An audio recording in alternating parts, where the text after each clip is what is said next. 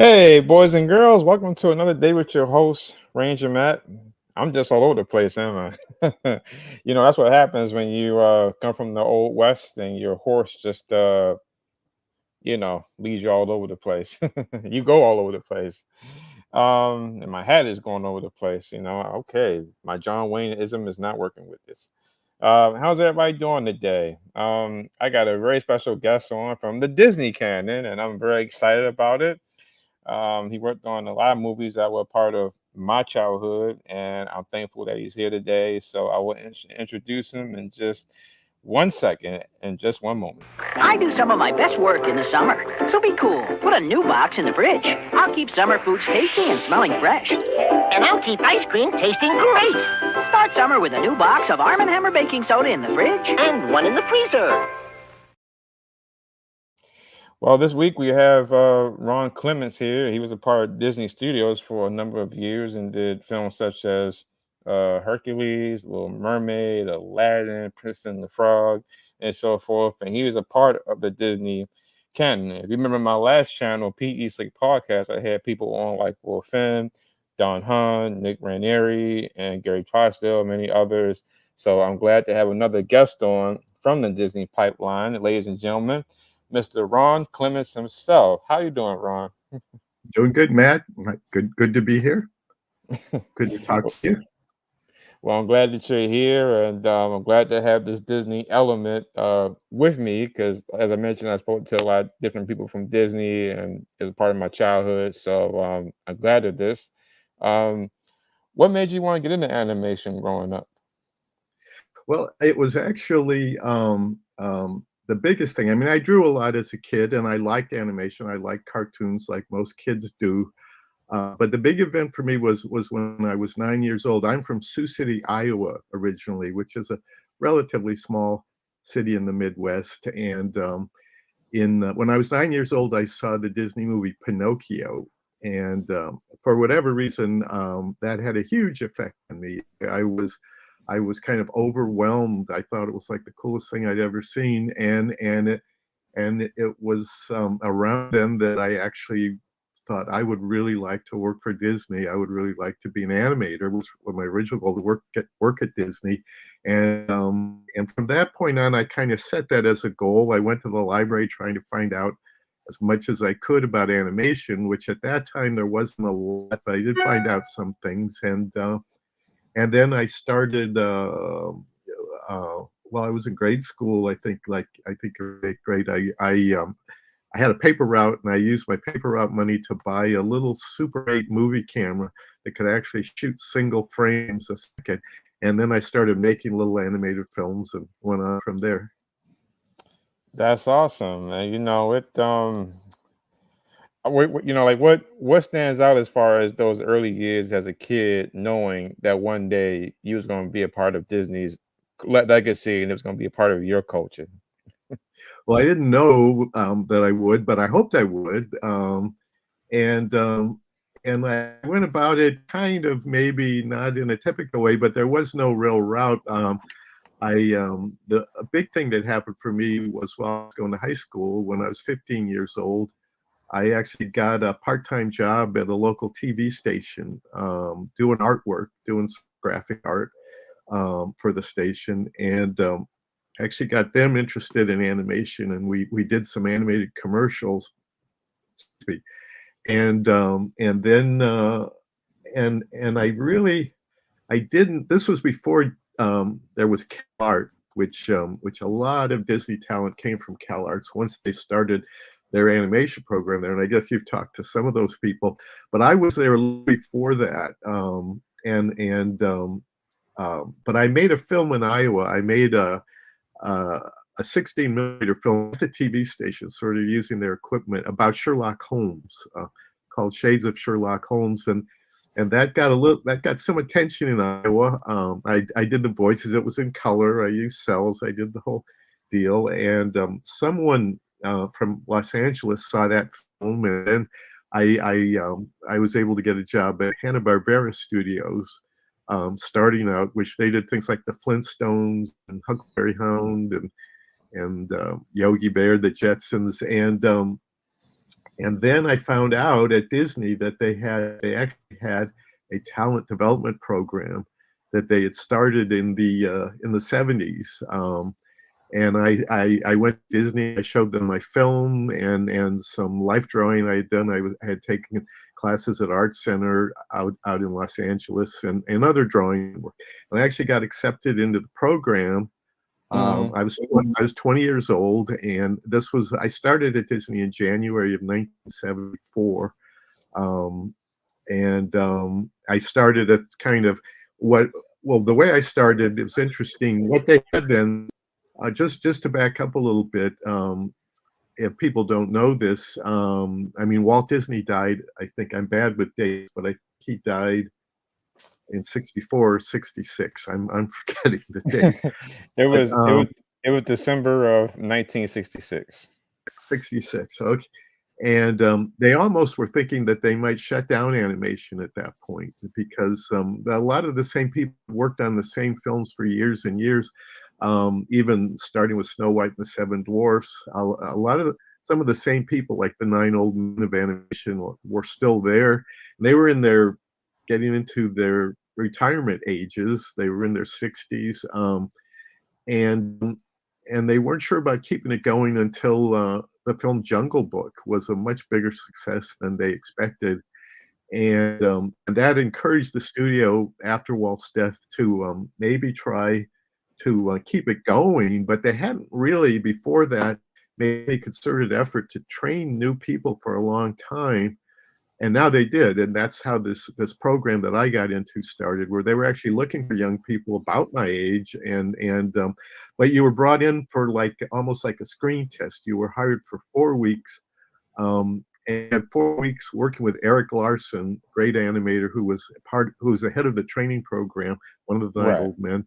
And for 4 weeks, you could animate anything you wanted working with Eric. And then at the end of the 4 weeks, the review board of the older guys would look at your stuff and decide if they thought you had potential. If they thought you had potential, you'd go another 4 weeks. If they didn't, you were gone. It was over. So it was nerve wracking for me, but I barely did past the first 4 weeks. I did much better on the second 4 weeks. And then after that, you were kind of hired permanently, starting as what was called an in-betweener, which is an artist that draws the in-between drawings between the animator's drawings. And Right. so that's how I got into Disney.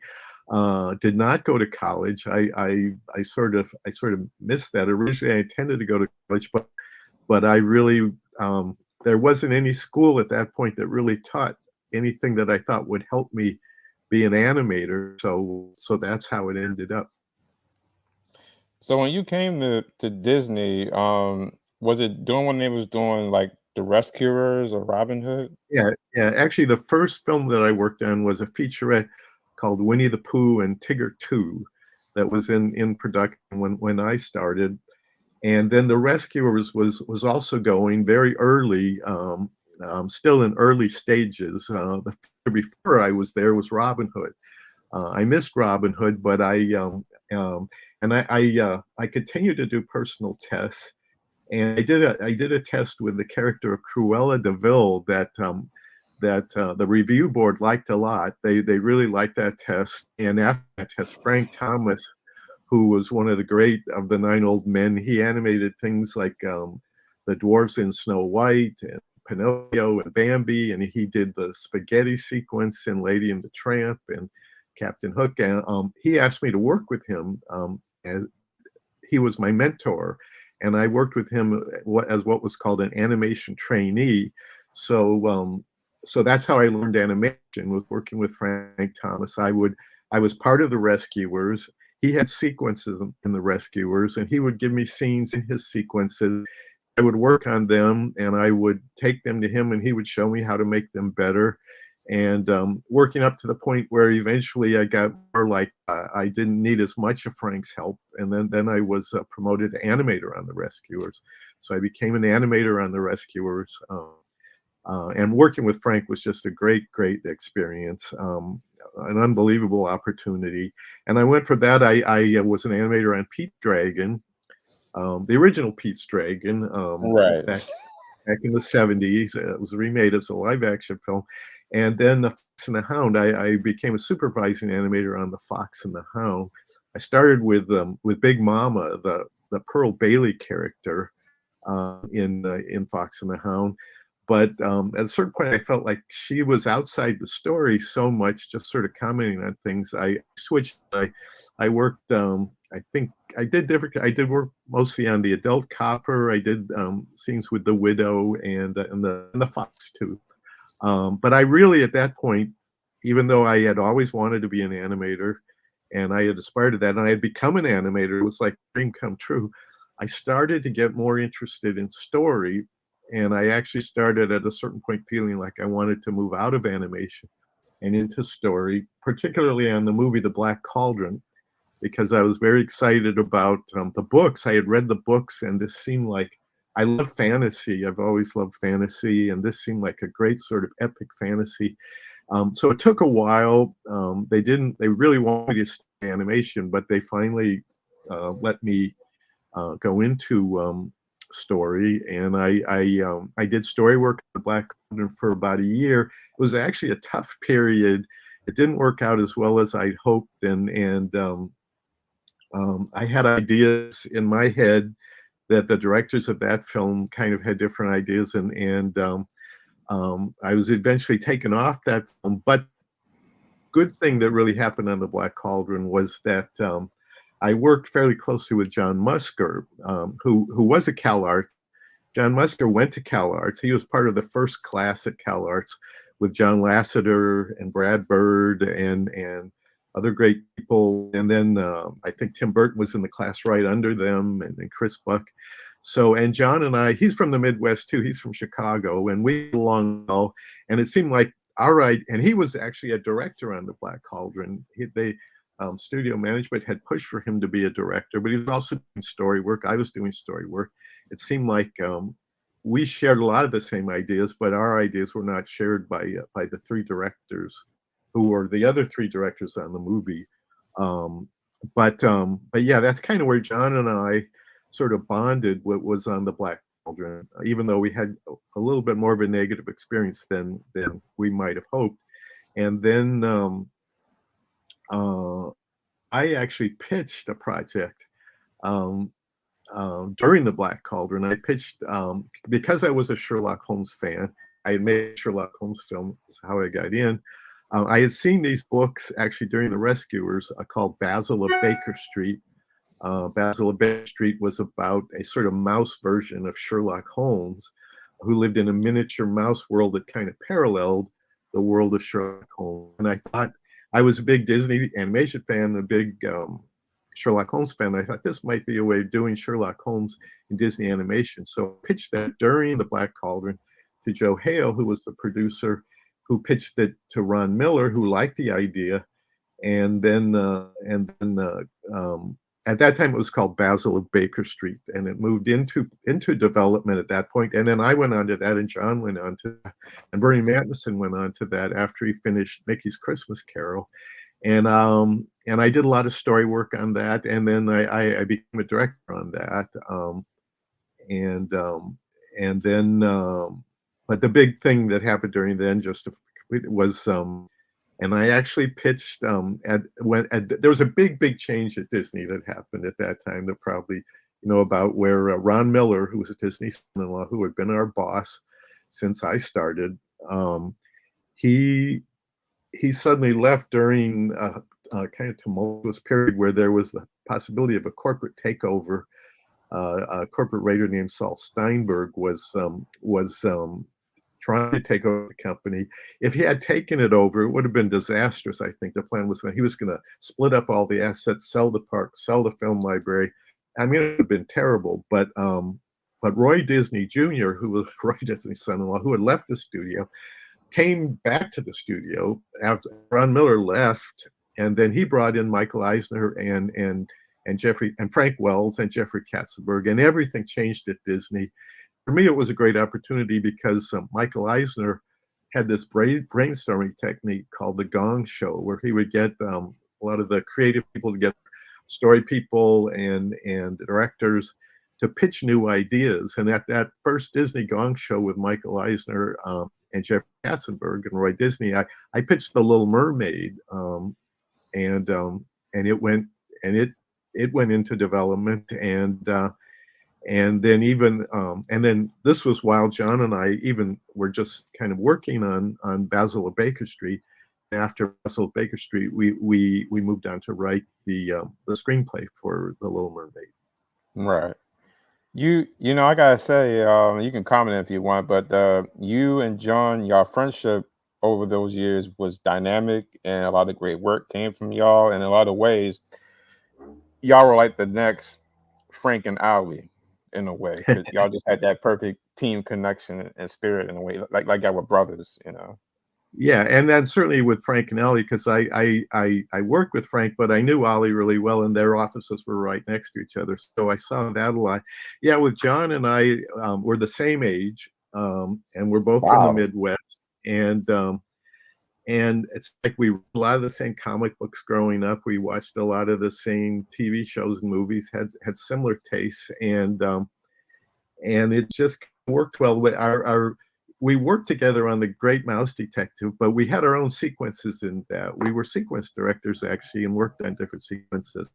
But but then John was a really good writer, and I liked to write as well. I had written a live action thing that was done from the early days of the Disney Channel, and I liked to write. And Michael Eisner and Jeffrey Katz wanted a screenplay for The Little Mermaid, which we hadn't actually done screenplays, weirdly enough, at Disney before that. The stories just kind of worked out on the boards.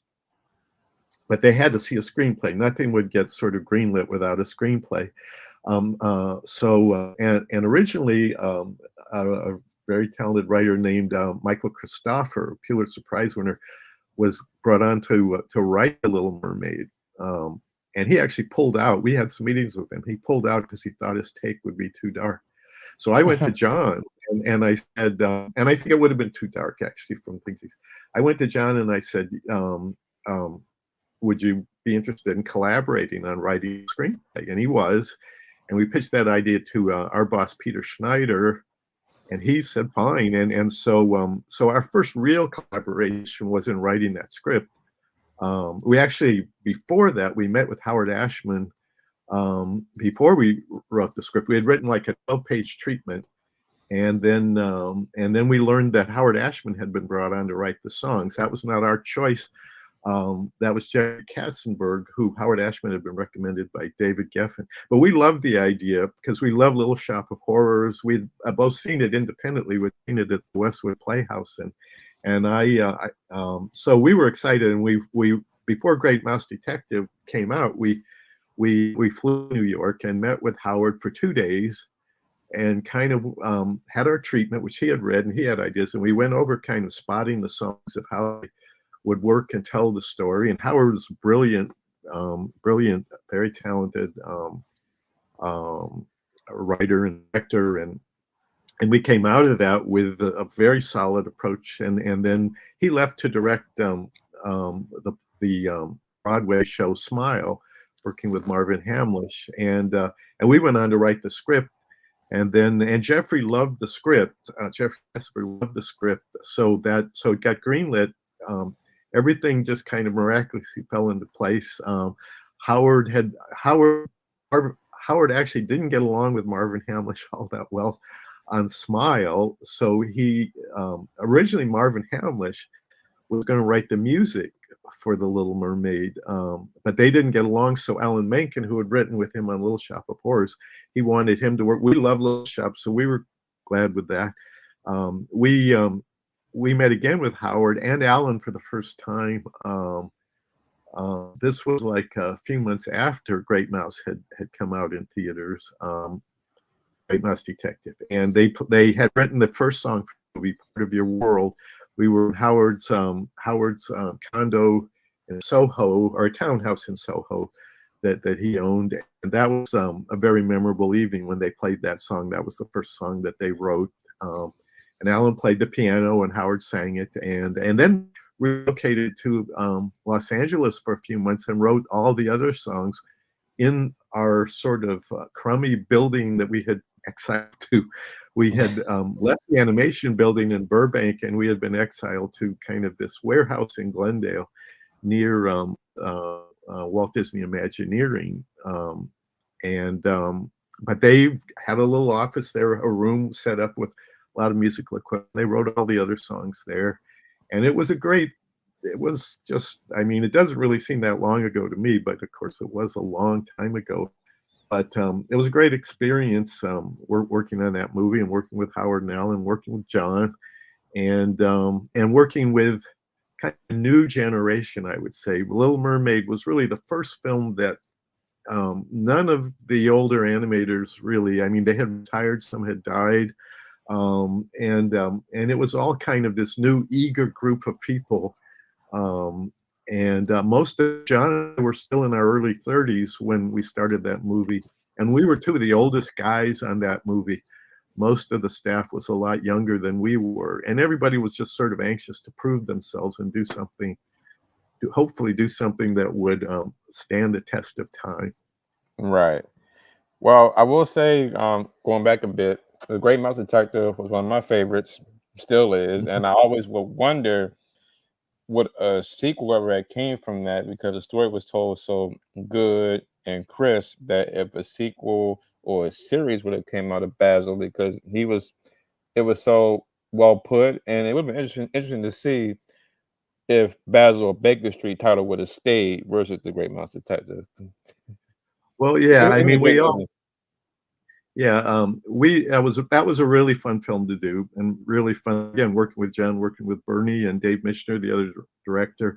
The one tough thing on that movie, which we've talked about before, was the title change. All while we were working on the movie, it was called Basil of Baker Street. That was the name of the books, and that just sort of had the identity. And the reason the title was changed had to do with the movie Young Sherlock Holmes.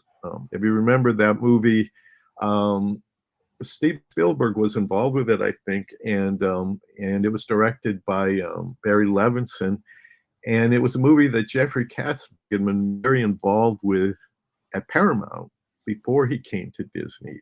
Mm. He was very excited about that movie, and I think he even saw it all finished, and he expected that movie to be a big hit, and it was not a big hit for various reasons. It came out to Christmas for Basil Baker Street was going to come out that summer, and because it didn't do well, sort of put the blame on Sherlock Holmes. He felt like that somehow people just weren't that interested in a British detective Sherlock Holmes. So he wanted, in terms of originally, he wanted to redub all the characters' voices in an American accent. And Roy Disney talked him out of that. But then, at least in the publicity of the movie, he wanted to take out any elements that made people think of Sherlock Holmes. So if you saw the original one sheet of the movie, it featured Toby, the dog, Toby, who was Sherlock Holmes. In the books, he was a bloodhound. We made him a basset hound, but and then you saw the other characters, but there was no like a deerstalker hat or a magnifying glass or anything that would make you think of the period. And he changed the title from Little Baker Street to The Great Mouse Detective, and just everybody kind of hated that title. They felt it was generic, and you would think it was Mickey Mouse, and it made it seem more juvenile. And anyway, but we tried to talk him out of that. He was insistent. I still don't like the title. I still prefer, I wish it had been called Basil Baker Street. It did okay because it was done on a very low budget and very quickly compared to The Black Cauldron, which was done on a very high budget and took a long, long time to make, and was the movie that was sort of finishing up when Michael and Jeffrey came to the studio. So it did okay, but it was not a huge success. And so they've talked about doing a TV series or a sequel from time to time. It would lend itself, obviously, because Sherlock Holmes had many, many adventures. So Basil could have had many, many adventures too. It lend itself in some ways, I would say, more than something like The Little Mermaid, when you're dealing with a film where they live happily ever after with a fairy tale.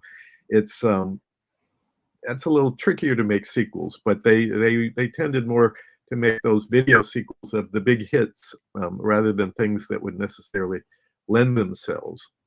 Right. to more adventures.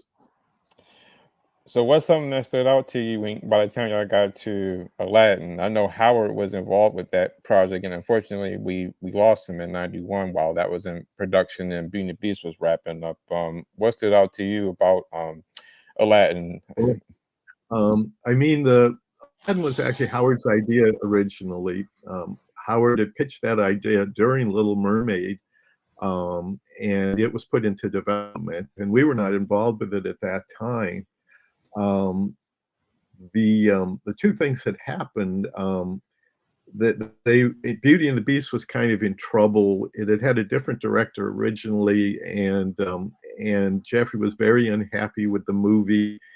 And Howard had written a treatment and songs on Aladdin that Jeffrey was sort of not that thrilled about. So he wanted Howard and Ellen to move on to Beauty and the Beast, which they did, and were very involved, obviously, with Beauty and the Beast. They wrote all the songs in the movie and shaped things. And we didn't know at that time that Howard was ill. I mean, that he had AIDS and he was sick. The people on Beauty and the Beast didn't know it, but he was.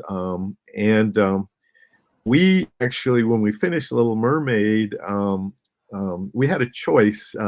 Jeffrey kind of offered us three possibilities, a list of three movies he was interested in that we could do after Mermaid. And one of them was Swan Lake, which was an opera, or a ballet, I guess. I think Swan Lake was a ballet about a princess who turns into a swan. And one of them was a project called King of the Jungle. And the third one was Aladdin. And we really liked Aladdin, and we were familiar with Howard's treatment, and we liked a lot of what he had. So we picked Aladdin. We didn't want to do Swan Lake because it felt too much like Mermaid. And we sort of turned down the Jungle, King of the Jungle, because we didn't think anyone would really be all interested in a movie about a lion king in Africa. But we still, for our sensibilities, Aladdin was much more suited to our sensibilities than the Lion King, because we both like fantasy and magic and things like that. So I think Lion King ended up in the right hands, as did Beauty and the Beast, which we were also offered right after right when we were still working on Mermaid. So we turned down two biggies, but we loved. But if we had done those, we would not have done Aladdin, which was really, really fun. It was our idea. We wrote a new script for Aladdin. Howard had written treatment. There had been other scripts written. We wrote our version, and in our version, we had a sort of shape-shifting genie that we thought Robin Williams would be really great to do the voice for. And then we had other things where we mix elements together. And Aladdin had, I mean, the big thing which we've talked about. I mean, that we did get things, started out really promising. Mermaid was just overall there was a certain amount of stress, but that was a really fun film to make. Aladdin kind of reached a crisis, kind of in the middle. Howard Ashman, who had written the original songs, and then we had him write two new songs for Aladdin when he was very ill. We met with him in New York, and the two new songs, he wrote the song Prince Ali. That was one of the last songs he ever wrote. He wrote a villain song for Jafar that didn't end up in the movie. But then about 2 weeks before we were going to screen the story sketches of all our movie for Jeffrey, Howard passed away. And our screening did not go well. Jeffrey just basically didn't like it. Robin Williams was in it. We had recorded Robin Williams, our first recording session, but there were just things he didn't like, and he just didn't go with it. And he really wanted us to kind of start over. One of the big issues is that the meeting y'all had with him when he looked at it and said, "That's a lot of movie," and he walked away and left? Yeah. We called that day Black Friday. No, we called the day after that. That's a Holy Thursday before Easter. We called the day when we met with him the day after that Black Friday, because that's when he came down on it really hard. But the Mm. big thing, there was a song, a beautiful song that Howard and Alan had wrote, called "Proud of You, Boy," for the movie, and it was sung to his mother. Um, and in our version, that version that we showed Howard, the mother was a very important character in the story, as she is a very important character in the actual tale. Um, but even before that, we had kind of felt that the mom was the mother. There's just aspects about it that wasn't working, and it was sort of almost on an equal level with the romance with Jasmine, and a lot of people had suggested that we should cut the mom. We were hesitant to do it because of that song primarily. We hated to cut that song because it meant so much to Howard, and Howard had just passed. But we suggested to Jeffrey about cutting that song and cutting Mom. And Jeffrey's response, he was, yes, the mom's a 0, 86 the mom. That was Jeffrey's comment. So we did other things too. We did other things, and we went through a very stressful period where we were now deep in production. This was like there was only like about a year and a half before the movie was actually supposed to come out in theaters. Beauty and the Beast was finishing production. The whole half Beauty and the Beast was set to come on to Aladdin, and we didn't have a movie for them to come on to. And we needed writers fast to help us because there was just so much going on. And we found Ted Elliott, Terry Rossio, two very young writers at that point who had not done a lot. They wrote a script actually for a live action version of Princess of Mars that we liked, and we liked them. And we thought they would be great, and they came in and everything had to pull together really fast, and it did. And we were just back and forth. They were writing new scenes, and we did have some songs that we were able to put into production that we got Jeffrey to okay. The song Prince Ali got paid for production, and actually the new song, the song Friend Like Me got approved, and Prince Ali got approved. So we had something to put in production while we were scrambling, and we scrambled for from about, I would say, that May to the following October, and by the following October we screened the movie again, and Jeffrey was very happy with it at that point. So that was a good thing, because if he hadn't been happy with it, I don't know what would have happened, but I don't think we could have met our release date. But and from then on, things went pretty smoothly. But that was a very chaotic period. But it ended up well, and we were obviously very happy with the way the movie turned out. Yeah, and it was a hit, a classic, and I loved Aladdin. It's the biggest film of that year, and it really broke through in a way. I mean, there was a gradual breakthrough. I mean, when I started at Disney, I didn't think of Disney film as kids films, because and I know Walt Disney didn't think of them as kids film. They were animated films, but they were for all audiences. They weren't aimed at kids. But at the time that I started at Disney, it felt like they had become that had people thought, like if even someone my age who was a young person in their 20s would never think of going to a Disney movie bringing kids. I mean, it was like an adult would be kind of embarrassed, and we felt bad about that, and we always hoped things would break through. Like Snow White was like Star Wars. It was like a huge hit when it opened, and everybody went to see it. It wasn't thought as just a film for kids, so we wanted that to be the case again.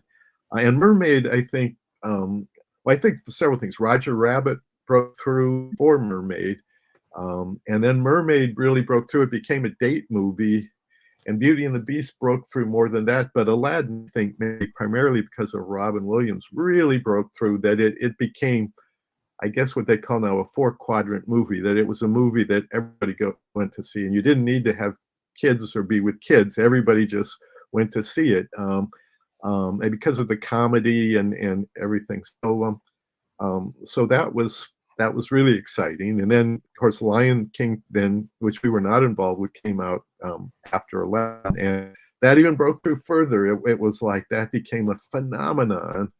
Um, um, yeah, one of biggest animated films of all time, till pros. Right. I mean, I don't know if you have an opinion of this or not, but I was going to say, did you feel sad or some kind of way once it got to a point when Jeffrey left the company in '94? I mean, I like Jeffrey, and I think he really brought a lot to that period, which we would call or people call now the Disney Renaissance. And it was stressful working for Jeffrey, and he pushed you really hard. He pushed people really, really hard. I mean, he worked hard himself. He had a reputation. He most of our meetings with Jeffrey were always at 6 a.m. in the morning because he spent most of the day working on I mean, at Disney, he was not just involved with the animated films like he was at DreamWorks. He was involved with the live action, with the TV, with the parks. He was involved with everything. So we were slated at 6 a.m. And I always remember those 6 a.m. meetings and, waking up so early and it's still dark out when you're going, and kind of we would show him what we were doing. And he was a hands-on guy. He had a lot of really good ideas, and he had some ideas, I think, which were not so good, but we could argue with him, and he gave in on a lot of ideas. I mean, he wanted to recast Pet Carol, and we talked him out of that. And we never didn't talk him out of changing the title of Battle, but we talked him out of that. And he wanted to cut the song "Part of Your World," and we did talk him out of that. But he pushed us, and so I liked and I liked working with Jeffrey. And yeah, I was kind of sad when he left. I wondered what was going to happen and how things would react. After that. I mean, in some way, I think in a way things were a little less stressful after Jeffrey left. Um, um, but yeah, as in terms of executives and worked with various executives, I think he had good instincts, and what I would say about Jeffrey is he had this approach. I think maybe it was something. I think Mike may have had it too at Paramount. We didn't work as closely with Michael, but whenever we would show him things, it was either he would love it, he would be so excited, it was like, or he would hate it, and he would come down like, this is the worst thing that has ever been done. Is it the greatest thing that's ever been done, or the worst thing that had ever been done? There was never any in between. The good thing about that was you always knew. You never walked out of a meeting thinking, I don't know. What did you think he was okay with that? No, you knew. And even on scripts, when we give him scripts and notes, we scrawled all over it, and they were his reactions just as he read it. But so yeah, I did. But at the same time, when Jeffrey left, we had a little more autonomy in some ways. I'd say on Hercules, there was kind of a little more freedom on Hercules than it was under Jeffrey. Right. Before we get into Hercules, I was going to ask you, Ron, what is your legacy? I mean, what is something that stands out over the work you've done over the years, which has been a great accomplishment to many people? Yeah, well, it was. I mean, I was there 45 years, and it was really exciting. It was a great time. I mean, Mermaid is a big thing to me because pitched and it was the first thing there together. Moana was also that was the last film that John and I did at the studio was Moana, and even and Princess and the Frog as well were really important. I think in the sense that aspects of both of those films in terms of cultural issues that we were dealing with, that in some ways it was more than just, they were both more than just a movie. There was like I think we felt a responsibility with both of those movies that we had to try as much as we could to get them right, and feel like various cultures that we were dealing with would hopefully feel like we did it well, and that they would like the movie. We did a lot of research on both movies, on Princess and the Frog. We went to New Orleans during Katrina. just a few months after Katrina, and we Mm. really saw kind of devastation of that city. And we met so many people and played. We went to so many places, and a lot of the people that we met became characters in the movie. Um, um, and the trips inspired a lot of what was in the movie. In New Orleans, we learned. I mean, there was such an obsession with food, and with music, and it's like, but that food and music are going to be very important in this movie, um, and we had some big research trips on Moana, and there again with cultural sensitivity, and we met a lot of people on the islands, of various islands, and there was a fear there again that of cultural appropriation on that movie, and that we would once again get it wrong. I think on both those movies we learned just kind of um, we dug a little deeper, I think, in both those movies than we ever had before, and that was important. But so the whole legacy. I mean, obviously, the thing maybe not obviously, but because I didn't really anticipate it, but was that the kids who saw these movies and the kids who saw them on video over and over and over again, which was new. Mermaid was the first new movie that went straight to video just a few months after it was in theaters. And those videos were watched by kids over and over and over again. And then I've just met so many people now grew up watching those movies, and some people quite a few times I've had people come up to John or I and say, um, "Thank you for my childhood." And I did not anticipate that. I just somehow, even though I was a Disney fan before I worked at Disney, I didn't really quite anticipate how long these films could last and the effect they would have on the people, particularly the people who grew up with them. It's like in some ways they became more than just movies, and that was certainly very gratifying to me.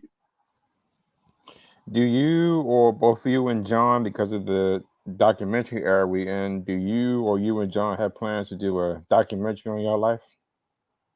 No, not at the moment, but I have written I have written a book about my 45 years at Disney, a memoir that just is kind of sort of what I'm talking about here, but going into a lot of detail in terms of all the movies that John and I worked on, but also going through a little bit my life and my experience and how I was affected working on those movies, which is coming out next year. I think next July is when it's set to come out. So That's my that birthday month. oh really really well Mhm. okay well send me your address. But um, I definitely will. okay. But yeah, so that is coming out. It's been in the works for a while, and because of COVID and because of other things, it got delayed a bit. But I'll be looking forward to that coming out. But no documentaries at the moment. I know there's a Mm. great documentary about Frank and Ollie that Ted Thomas, Frank's son, did, and yeah, I still see John, and we still we're both retired. Although John had just finished about a year ago. He finished a short animated film that he's been a really good film called I'm Hip that he's taken around all over the world actually, and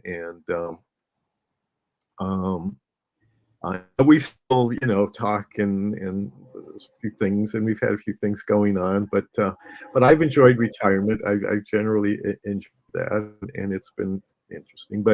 Um, but yeah, I definitely enjoyed I mean, the career at Disney really meant a lot to me, and each one of those films, because they take so long, I don't know if people realize, because they come out like during the 90s, one would come out every year, but they were all stacked up so that they were all being worked on at the same time, and Aladdin the fastest that was done in 3 years, but on the average it's 4 to 5 years to make one of these things.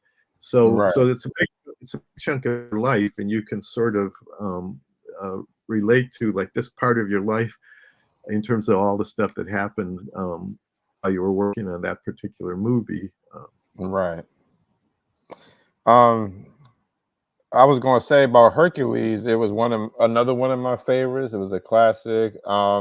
The one thing that was interesting to me was just the song "Go the Distance." That was one of my Mhm. favorite songs. I felt that as like a motivational song as well. I can go the distance, and the Oh, music in that. I was surprised Alan Menken didn't win an Oscar for that because he was winning music Oscars for all these films, so he didn't win yeah, for Hercules. But I thought that was a good he film. was nominated. He was nominated for Go the Distance, and I honestly think uh, it was interesting with that. He won so many Oscars that they just it's like he's had enough. He's had enough. And I 'cause he won two for Little Mermaid, two for Beauty and the Beast, two for Aladdin. He won, I think, for Pocahontas and I think maybe Hunchback too. I forget, but so it was like he won so much. And he won, not only for the songs but for the scores of the movies. And I think there was a resentment in the Academy that they felt like he was really winning for the songs, even that his score wins. The score is the music sort of that's not the songs. That's the music that's underneath the act. And so they even changed the category a little bit so that he wouldn't be able to win that as easily.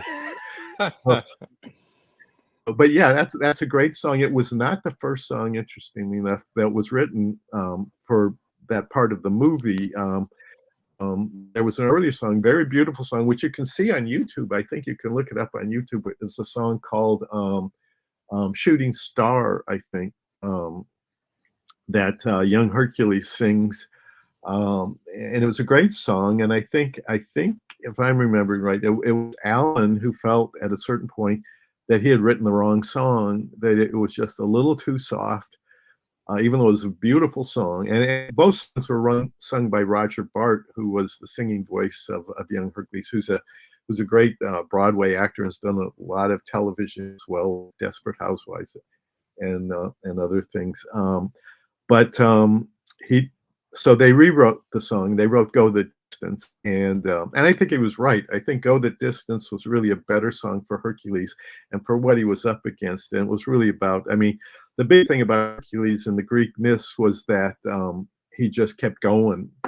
I mean, it was like the Terminator. It's like he just wouldn't give up. I mean, that's kind of what he was known for, the Herculean effort. And so that song really kind of captured that. And it's a great motivational song.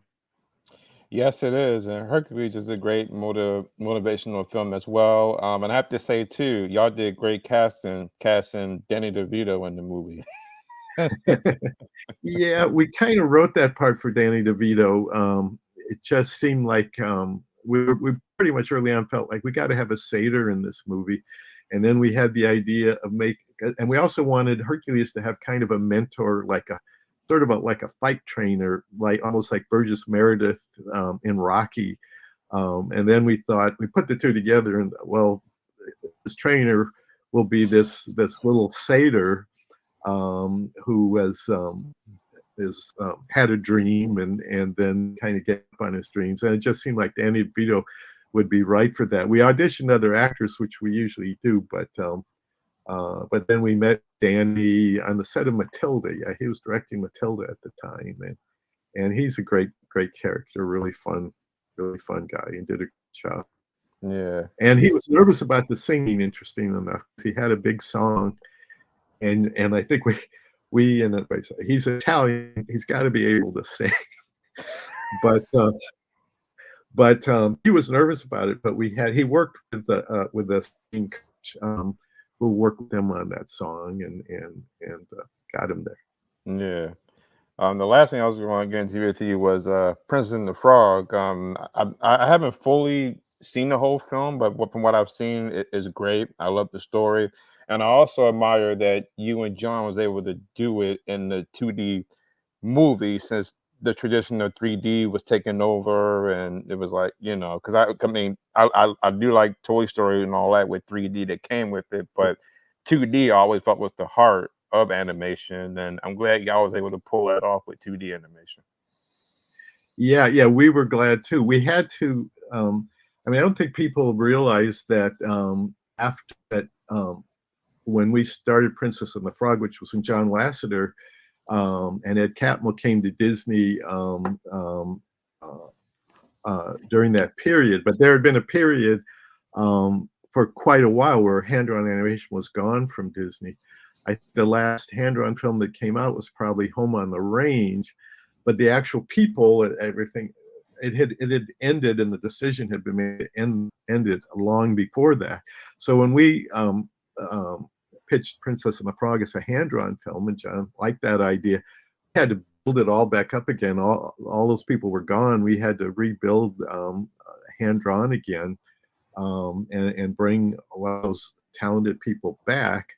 I think the hope was that it was going to stay, and that Disney would do hand-drawn films and 3D films, digital films. They would kind of go back and forth and do both.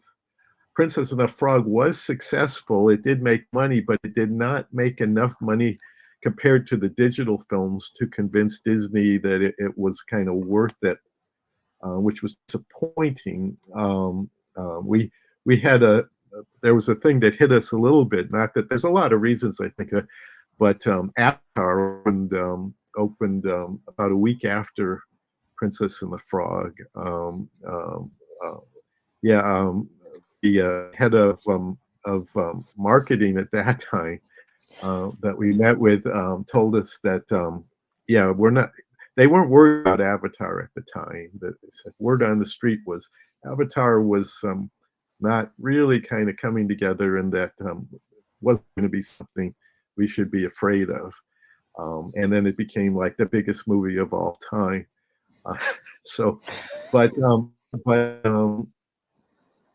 But yeah, I mean, even to this day, I think we're still hoping. There's a lot of people that really love hand-drawn, and there's a lot of very young people who really want to bring it back, and it's been brought back in different ways. Even in Moana, we certainly had a strong hand-drawn element in Maui's tattoo, and in other things in the movie, and even like with the Spider-Verse movies, various other things. I mean, for a while, everything kind of looked the same. It was, and now a lot of experimentation with different styles. And I think hand-drawn, at least a version of hand-drawn, maybe a reinvention of hand-drawn, is due to come back in a way, and I hope it does, because it's. Right. I hope that art isn't lost, because it's just unique within itself. I mean, all animated films, whether they're paper cutouts or clay animation or puppet animation, or digital animation or hand-drawn animation, they all have their individual charms that make them what they are. And hand-drawn animation still exists a lot in television. I just hope it makes a comeback in feature films. Me too, most definitely. I wanted to also thank you for your contribution to helping Don with the interviews when he did Waking Sleeping Beauty and the Howard Ashman documentary. I thought both documentaries was great, and it was great seeing the studio at that time and what that was like during them periods. Yeah, I think both those films are important, and if people haven't seen them, I think there again, it goes into a lot of the things that went on. Yeah, part of the hand-drawn story in terms of the demise of hand-drawn animation has to do with Jeffrey leaving Disney, and suddenly you had Jeffrey at DreamWorks competing with Michael Eisner at Disney, and this was right after Lion King, where now every studio in Hollywood wanted to get into the animation business, and the short-term result of that, which at the time seemed like a good thing, was that everybody's salaries went up quite a bit, because there was all this competition for talent, but I think the downside of that, which people maybe should have been more aware of, was that the budgets of the movies then had to go up also hugely. So the films became so expensive for a while that it's almost like if the hand-drawn film wasn't another Lion King, it was difficult to be profitable, because the films had doubled and tripled in terms of how much they cost to make. And then at the same time that hand-drawn animations were getting more expensive and making less money, the digital films like at Pixar and at DreamWorks were less expensive and made a lot more money. So um, that kind of told the tale. I think we kind of could see that while it was happening, and it was rough. It was rough, and it was rough for a lot of really talented people who either who went on. They would have salary cuts and then lose their jobs and layoffs and various things, and everything changed. So it's always good when things get really good to look a little beyond that and realize that things change, and that something that seems really good can sometimes have an impact that you don't expect. Yeah. Well, Ron, I'm glad that we was able to talk today. I will say that Disney animation was a part of my childhood, my culture. I'm not a good drawer, but I have made some sketches of some characters, and when I can, if I come across them, I'll email you some pictures of what I sketched when I was younger. But all those films played a part of my childhood. Now, I'm not totally equipped to the new films of Disney that's come out because I'm a '90s, '80s baby, but Disney animated films were all, Aladdin, Mermaid, Monster Detective, all them films were a part of my childhood, and I loved what you guys done and what you did. And I know you're retired, but I hope if you were to work on something new for a film, I hope hope to wait and see what it is. We'll see. We'll see. Okay, um, great to talk to you, Matt. Enjoyed this, and glad. Thanks for saying that. I mean, that's it's always it makes me feel good just to hear that. awesome. Well, if you can stay behind the scenes for 1 second, I'll close out the show and I'll talk with you. Well, fans, thank you for tuning in today. This has been another great Ranger Matt hour. Stay tuned for next weekend. We'll have another guest on and we'll go from there. So explore your life under the sea, go the distance. It'll be a whole new world. Take care, guys. Have a blessed one.